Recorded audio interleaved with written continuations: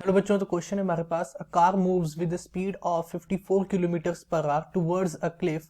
The horn of the car emits sound of frequency 400 hertz at a speed of 335 metre पर second.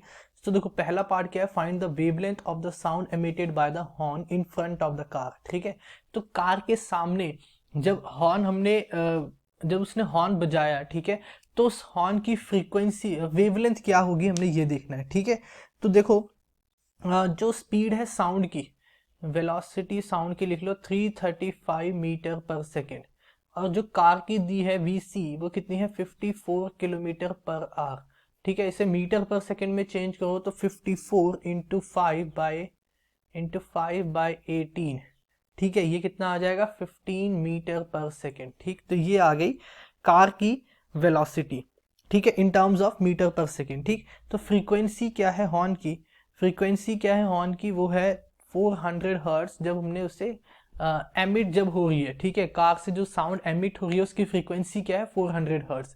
ठीक है, अब देखो, find the wavelength of the sound emitted by the horn in front of the car. Car के सामने वो कितनी frequency emit होगी, हमने ये देखना है। तो वेवलेंथ क्या होगा इसका, जो वेवलेंथ होगी, वेवलेंथ विल बी, वेवलेंथ क्या होता है हमारा, देखो वेवलेंथ हम कैसे लिख लें, wavelength is given as lambda equals to V by F. ठीक है, अब ये वी क्या है, वी होगा नेट स्पीड। ठीक है, व्हाट विल बी, वी होगा net speed between the car and the air. ठीक है, क्योंकि एयर की भी कुछ स्पीड है। जो एयर है, एयर में जो साउंड ट्रेवल कर रहा है वो किस स्पीड से ट्रेवल कर रहा है, 335 मीटर पर सेकेंड से, and car already in the same direction. ठीक है, एयर जो साउंड ट्रेवल कर रहा है वो भी इस डायरेक्शन में एंड कार भी इसी डायरेक्शन में, तो नेट वेलोसिटी होगी कुछ दोनों की। तो नेट स्पीड अगर मैं लिखूं, नेट स्पीड, तो वो होगा speed of car V C minus V A.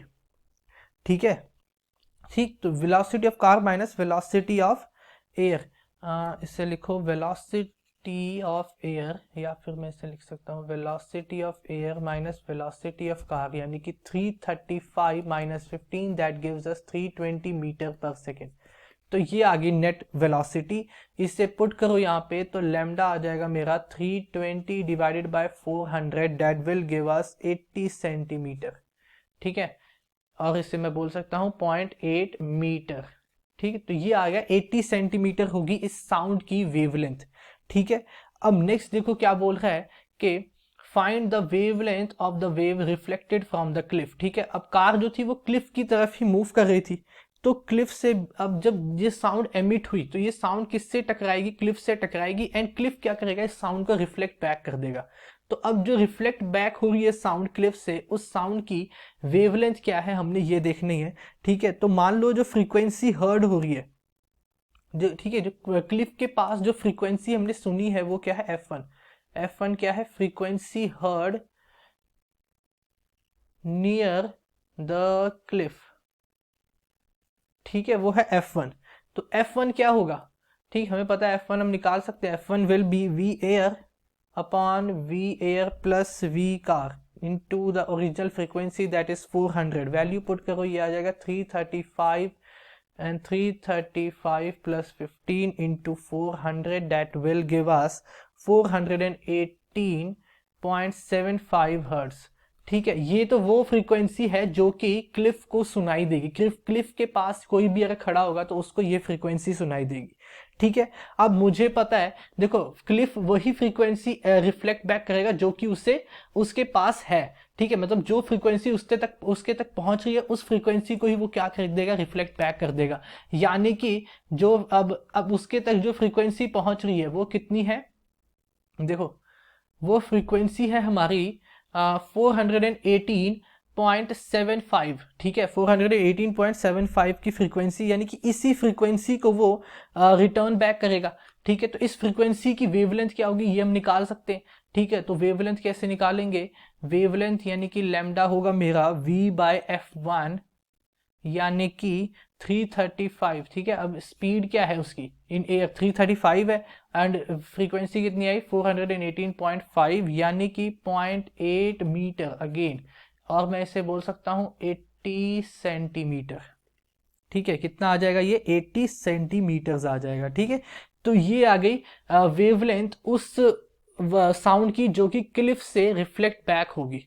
ठीक है, अब नेक्स्ट देखो क्वेश्चन में पूछ रहा है कि what frequency does a person sitting in the car hear from the reflected sound wave। ठीक है, अब देखो ये फ्रीक्वेंसी उसने रिफ्लेक्ट की, किसने, क्लिफ ने, बट ये फ्रीक्वेंसी कार तक पहुंचते पहुंचते ये क्या हो जाएगी, कुछ कम होगी।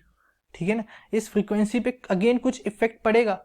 ठीक है, कम होगी ज्यादा होगी ये नहीं पता, बट इस फ्रीक्वेंसी पे कुछ इफेक्ट पड़ेगा। ठीक है, अब वो इफेक्ट कैसे निकालेंगे, that effect will be given as C equals to, देखो C में लिख लो, मान लो फ्रीक्वेंसी F2 पे रीच द कार। ठीक है, कार तक पहुंच रही जो फ्रीक्वेंसी है वो क्या है, F2। तो F2 की वैल्यू मैं कैसे लिखूंगा, F2 होगा V plus V naught upon, इसे या फिर ऐसे लिखो V car, V air plus V car upon V air into the frequency F1, यानी कि 335 प्लस 15 डिवाइडेड बाय 335 इंटू 141 408, या फिर देखो जो ये फ्रीक्वेंसी थी मैं ये वैल्यू भी डाल सकता हूँ यहाँ पे। ठीक है, तो ये हो जाएगी हमारी,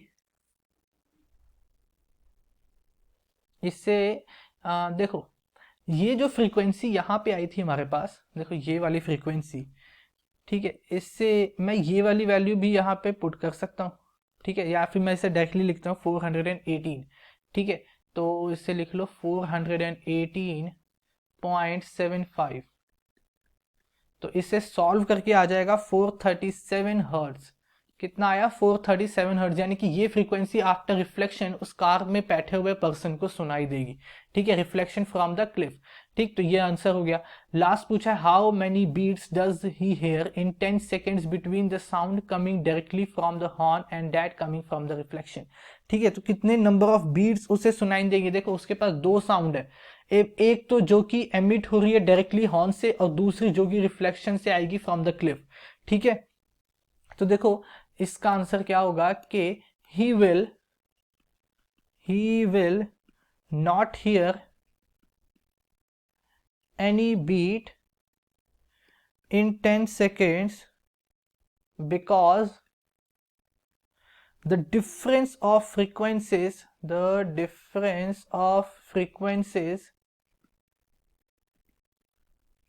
is greater than 10, ठीक है, देखो परसिस्टेंस जो होती है साउंड की ना, ह्यूमन हेयर को मतलब जो लीस्ट टाइम होता है, ठीक है, दैट इज 1/10 सेकेंड्स। ठीक है, 1/10 सेकेंड्स जो लीस्ट परसिस्टेंस होती है साउंड की फॉर ह्यूमन ईयर्स, बट यहाँ पे जो वो फ्रीक्वेंसी का डिफरेंस है वो 10 से ज्यादा है, यानी कि उसको कोई बीट सुनाई नहीं देगी। ओके, तो this will be the answer. I hope you understand it well. Thank you.